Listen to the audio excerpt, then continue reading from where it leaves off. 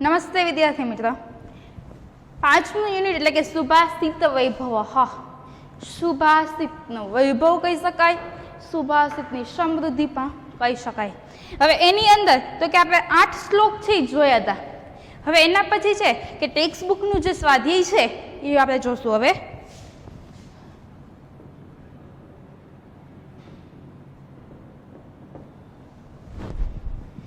તો એમાં સૌથી પહેલો પ્રશ્ન છે વિકલ્પ વાળો. પ્રશ્ન નંબર 1,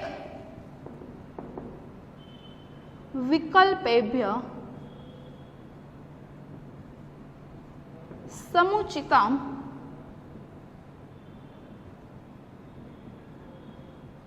ઉત્તરમ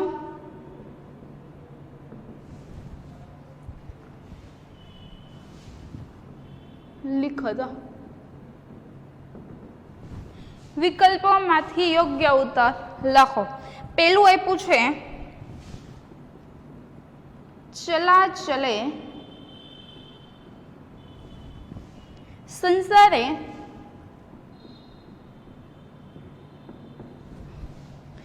કેમ નિશ્ચલમ.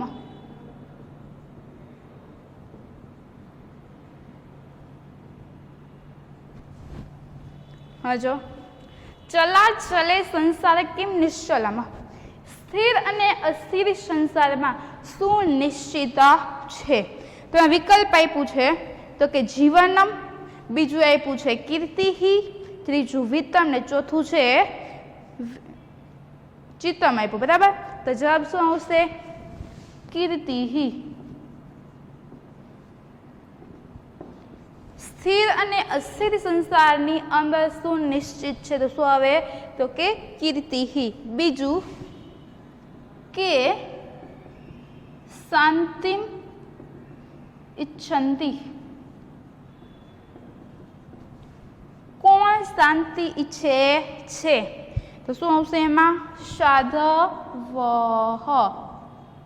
સાધવ એટલે કે સજ્જન માણસ. ત્રીજું છે રાજાન કે પશ્યંતિ. રાજાનો કે પશ્યંતિ. રાજાઓ કોના વડે જુએ છે? જવાબમાં શું આવશે? ચારેહી. ચારેહી એટલે કે ગુપ્તચરો વડે. રાજાના કે ન પશ્યંતિ, રાજાઓ કોના વડે જુએ છે? તો શું આવશે? ચારેહી. ચારેહી એટલે કે ગુપ્તચરો વડે. એના પછી આપ્યું છે પાપસ્ય કારણ કિમ. પાપનું કારણ શું છે? તો શું આવશે? લોભ. 5મું તક્ષકસ્ય વિષમ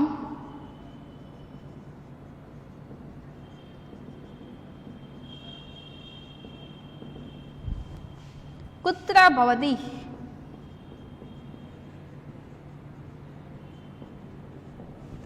તક્ષકસ્ય એટલે કે સાપ, વિષમ એટલે કે ઝેર. સાપનું ઝેર ક્યાં હોય છે? તો શું આવશે? દંતે. દંતે એટલે કે દાંતમાં. પ્રશ્ન નંબર 2 છે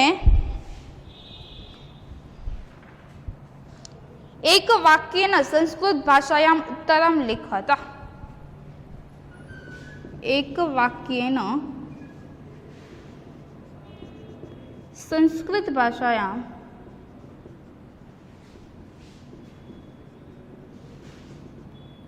ઉત્તરમ લિખત.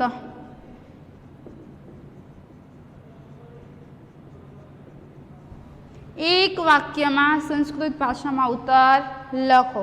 પેલું આપ્યું છે જડાય કિમ દેયમ. જડાય એટલે કે અજ્ઞાની, નહીં. કિમ એટલે કે શું? દેયમ એટલે કે આપવું જોઈએ. જડાય કિમ દેયમ, અજ્ઞાનીને શું આપવું જોઈએ? જડાય જ્ઞાનમ દેયમ. જડાય એટલે કે અજ્ઞાનીને જ્ઞાન આપવું જોઈએ.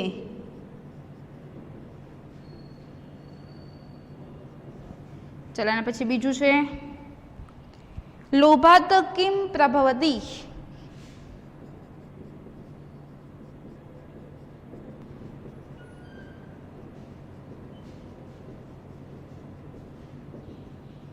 લોભાત કિમ પ્રભવતી, લોભથી શું ઉત્પન્ન થાય છે? તેમાં લખવાનું છે લોભાત ક્રોધ પ્રભવતી. લોભથી ક્રોધ ઉત્પન્ન થાય છે.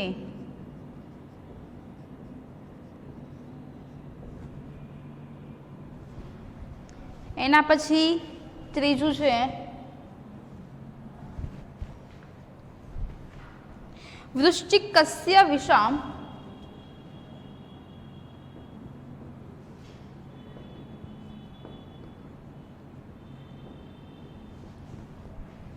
कुत्र भवति?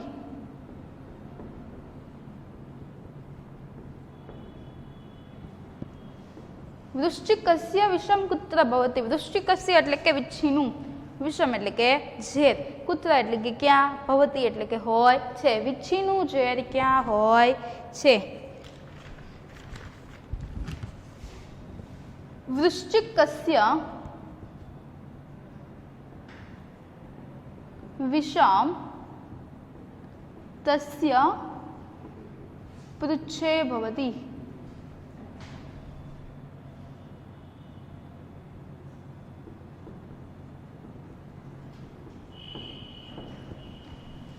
વિચ્છીનું ઝેર તેની પૂંછમાં હોય છે.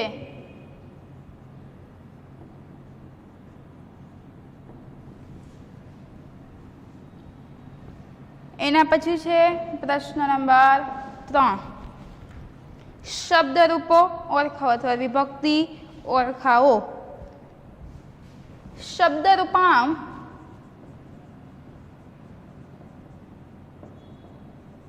પરિચયમ કાર્યત. શબ્દરૂપનો પરિચય કરો. શબ્દરૂપ કયો તો પણ ચાલે, નામરૂપ કયો તો પણ ચાલે, અને વિભક્તિ કયો તો પણ ચાલે. બરાબર, બધા એકના એક. એમાં પહેલું આપ્યું છે ગુણાહા શબ્દ આપ્યો છે. બરાબર, હવે એની અંદર ગુણાહા શબ્દ છે તો મુખ્ય શબ્દ શું બનશે? ગુણ.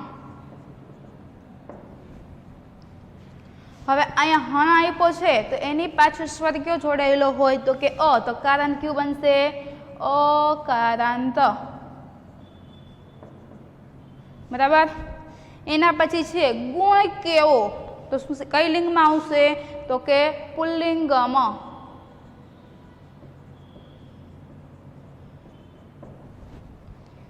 હવે ગુણાહા આપ્યું છે તો ગુણહ, ગુણ, ગુણાહા, તો કઈ વિભક્તિ આવશે? તો કે પ્રથમા વિભક્તિ. વચન કયું આવશે? તો કે એક વચનમાં. બીજું આપ્યું છે મક્ષિકા શબ્દ આપ્યો છે.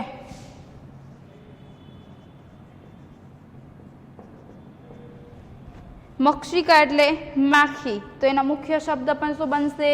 તો કે મક્ષિકા. મક્ષિકા શબ્દ છે. બરાબર, અહીંયા કા પાછળ સ્વર આપેલો છે, કની સાથે કયો સ્વર જોડેલો છે? તો કે આ, તો કારણ શું બનશે?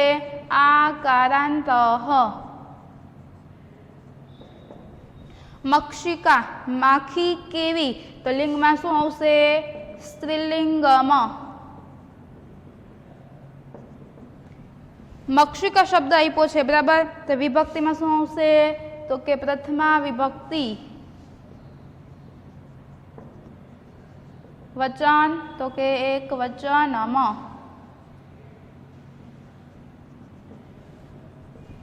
એના પછી ત્રીજું આપ્યું છે દરિદ્રાય. મુખ્ય શબ્દ દરિદ્ર, બરાબર. મુખ્ય શબ્દ શું બનશે? દરિદ્ર. તકારાંત શું આવશે? અકારાંત.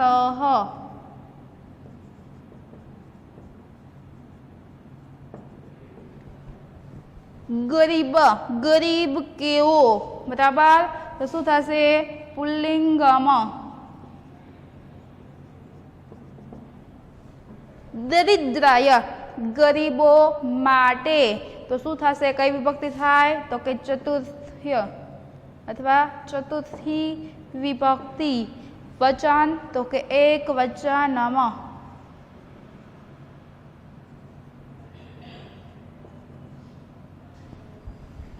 ચોથું આપ્યું છે લોકાત.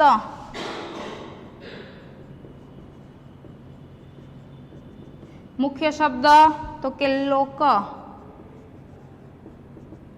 હવે લોક છે એ મુખ્ય શબ્દ છે તો કારણ કયો થશે?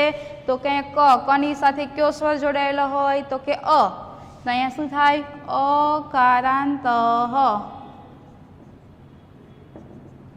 લોકો કેવા શેમાં આવશે? તો કે પુલ્લિંગમ.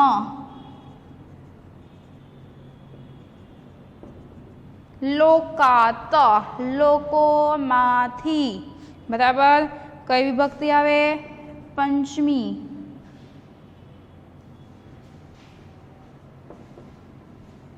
વચન તો કે એક વચનમ.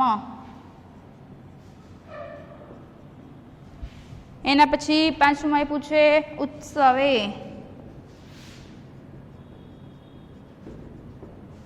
મુખ્ય શબ્દ તો કે ઉત્સવ. ઉત્સવ શબ્દ આપ્યો છે મુખ્ય શબ્દ. તો અહીંયા વની સાથે કયો સ્વર જોડાયેલો હોય? તો કે અકારાંત.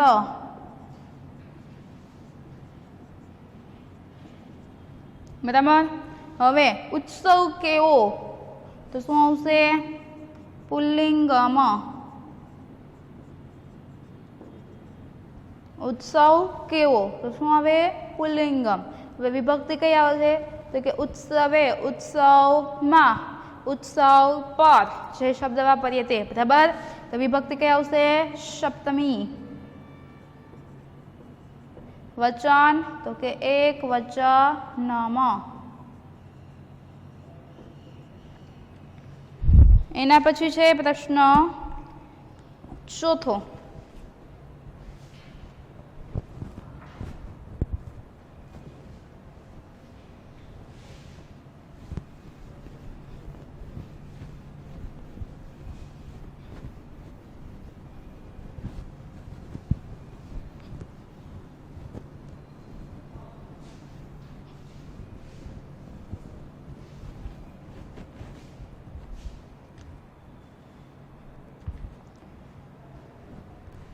प्रश्न नंबर 4. मातृभाषायां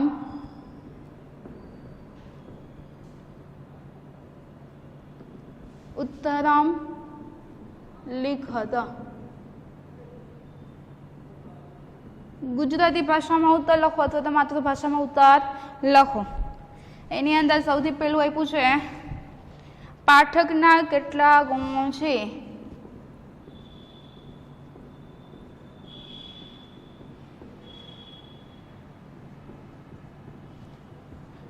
पहला श्लोक ની અંદર ભણી ગયા હતા કે કોઈ પણ વ્યક્તિ છે એ કોઈ પણ વસ્તુ વાંચતા હોય તો એનામાં કયા કયા ગુણ જોઈએ એ છે, બરાબર.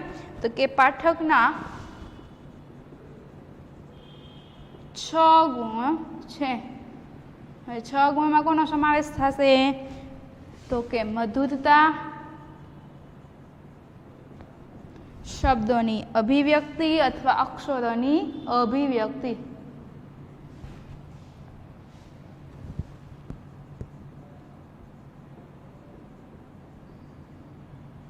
अथवा तो अक्षरों स्पष्ट उच्चारण पण कही शकाय.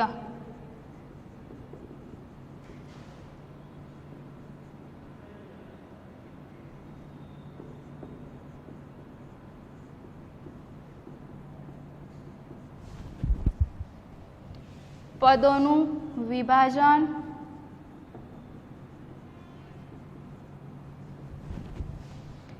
સુંદર અવાજ,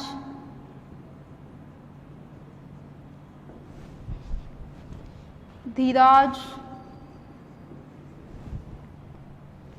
અને લય આ 6 ગુણ કોના છે તો કે પાઠકના છે અથવા તો વાચકના છે. એના પછી છે પ્રશ્ન નંબર 2, દરિદ્રને શું આપવું જોઈએ?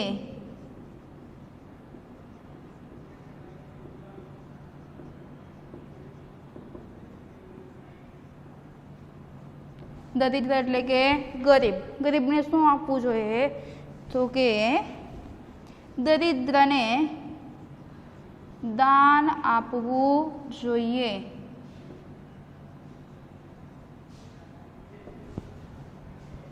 એના પછી છે પ્રશ્ન નંબર 3, કવિ બાંધવ કોને માને છે?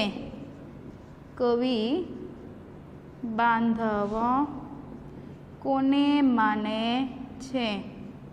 બાંધવ એટલે કે સગો ભાઈ, જે સુખ દુઃખમાં આપણી સાથે હોય, બરાબર, એની વાત કરવામાં આવેલી છે. તો કે જે ઉત્સવમાં, સંકટમાં, દુકાળમાં,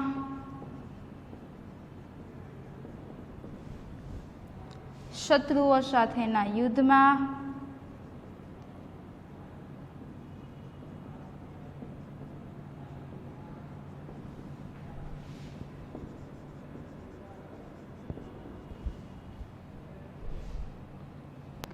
રાજ દરબારમાં,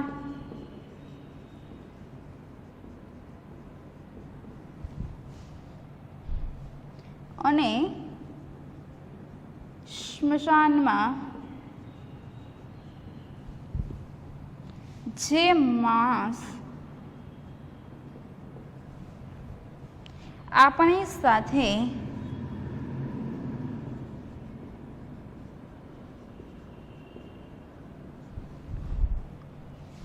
ઊભો રહે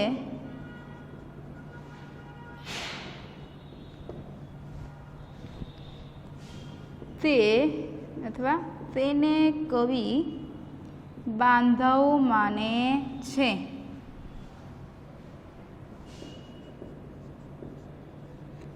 જો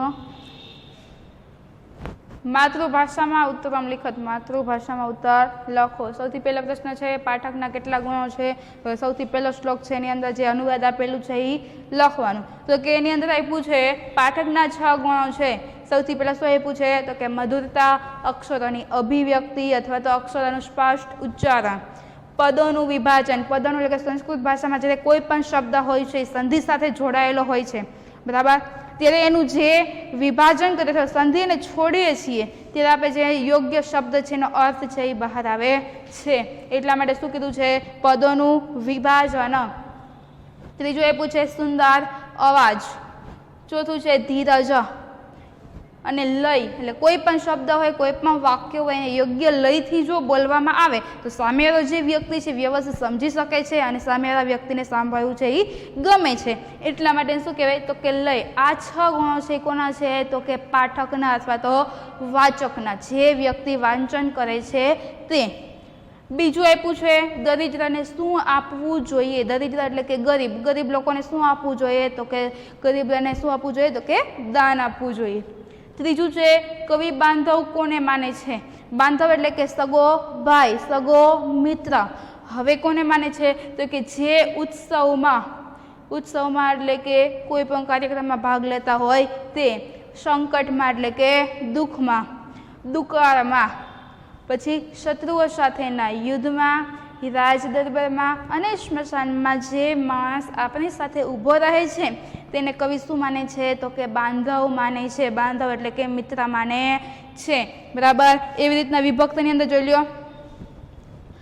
શબ્દરૂપાણામ પરિચયમ કાર્યત એટલે કે શબ્દરૂપોનો વિભક્તિનો, બરાબર, પરિચય કરો અથવા નામરૂપનો પરિચય કરો. હવે કઈ રીતે તો કે ગુણાહ શબ્દ આપેલો છે તો મુખ્ય શબ્દ શું બનશે તો કે ગુણ.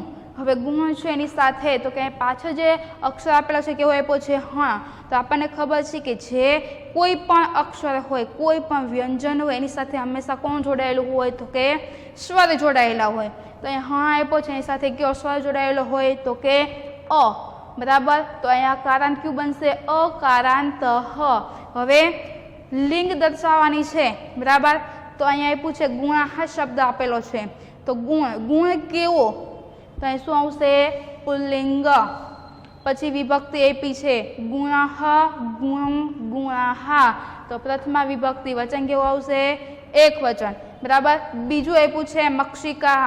મક્ષિકા શબ્દ છે સ્ત્રીલિંગના, જે સ્ત્રીલિંગના રૂપ આપેલા હોય છે.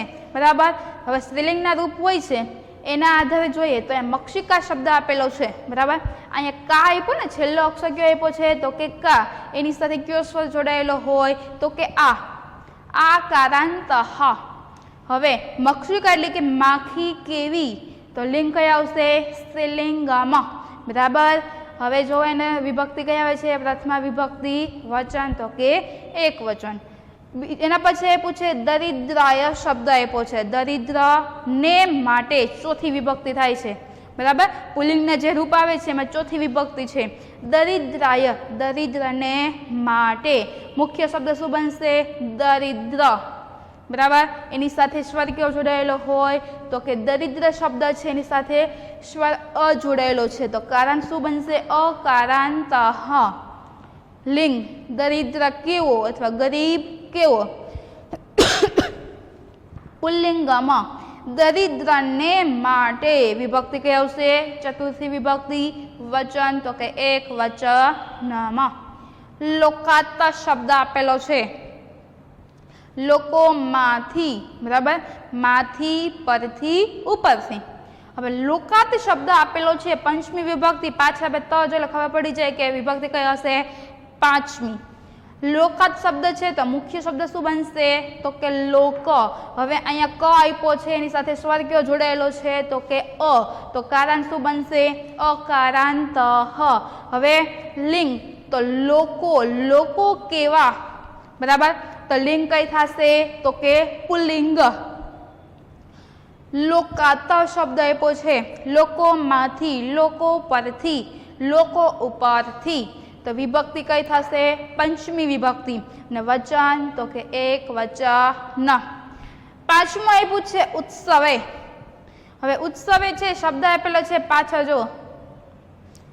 બરાબર, તો આના ઉપરથી ખબર પડી જાય કે સપ્તમી વિભક્તિ હોય. બરાબર, મુખ્ય શબ્દ શું બનશે તો કે ઉત્સવ. વ આપ્યો હોય તો વ ની સાથે કયો સ્વર જોડાયેલો હોય તો કે અ, તો કારાંત શું બનશે અકારાંત હ. બરાબર, હવે લિંગ જોઈએ તો ઉત્સવ કેવો. બરાબર, ઉત્સવ કેવો આવ્યું તો શું આવશે અહીંયા પુલ્લિંગ. હવે પુલ્લિંગ છે, હવે એના આધારે તો કે વિભક્તિ તો કે ઉત્સવમાં, ઉત્સવ પર, ઉત્સવ ઉપર. તો સપ્તમી વિભક્તિ વચન તો કે એક વચન. બરાબર, વિભક્તિ છે આપણે આઠમામાં શીખાઈ ગઈ, હવે અહીંયા આપણે રિપીટ થઈ ગઈ એટલે હવે કોઈને કઈ પ્રશ્ન છે નહીં. હવે જ્યારે એના પછીનો પ્રશ્ન હતો સંધિ.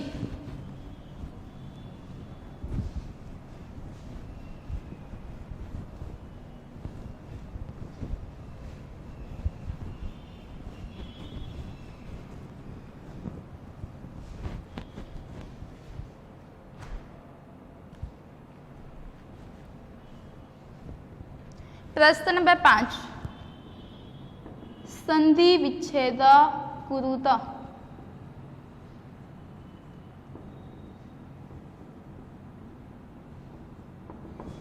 संधि छोड़ो. जो पहला शब्द आप्यो है चलाम चलमिदम.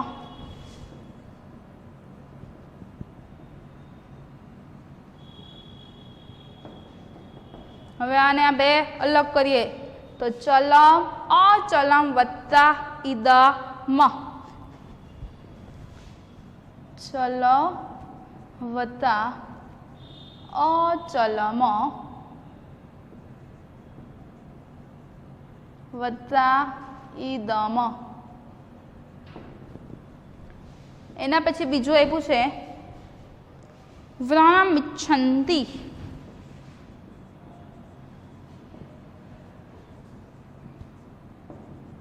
હવે આ સંધિ છે આપણે શ્લોકની અંદર પણ શીખ્યા બરાબર. વ્રણમ વત્તા ઇચ્છન્તિ. ઘા ઈચ્છે છે. કોણ ઈચ્છે છે તો કે મક્ષિકા. મક્ષિકા એટલે કે માખી. માખી શું ઈચ્છે તો કે જખમ અથવા તો ઘા. એના પછી એ પૂછે પદચ્છેદસ્તુ.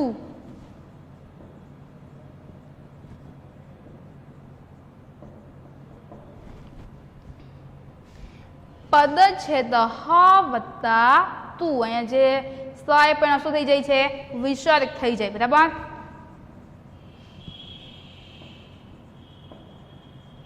પદચ્છેદ વત્તા તું. એના પછી છે પ્રશ્ન નંબર 6 શ્લોક પૂર્તિ કરો. એ તો આપણે જાતે કરવાની હોય બરાબર. પ્રશ્ન નંબર 6 આપ્યો છે શ્લોક પૂર્તિ કરો. જે તમને લખાવેલી છે ટેક્સ્ટબુકમાં જે તમને આપ્યો હોય પ્રશ્ન એ જે શ્લોક છે એ આપણે ટેક્સ્ટબુકમાંથી જોઈ અને લખવાનું છે. સ્વાધ્યાય પોથીના પ્રશ્નો છે એની તમને ખબર છે કે આપણે ફોટા પાડીને મૂકીએ છીએ બરાબર. હવે આગળના લેક્ચરની અંદર જ્યારે લેક્ચર આવશે ત્યારે શું થશે તો કે જે કંઈ કરાવેલું છે એનું હું રિવિઝન કરાવીશ. અહીંયા છે આપણો કોર્સ કેવો થાય છે પૂરો થાય છે બરાબર.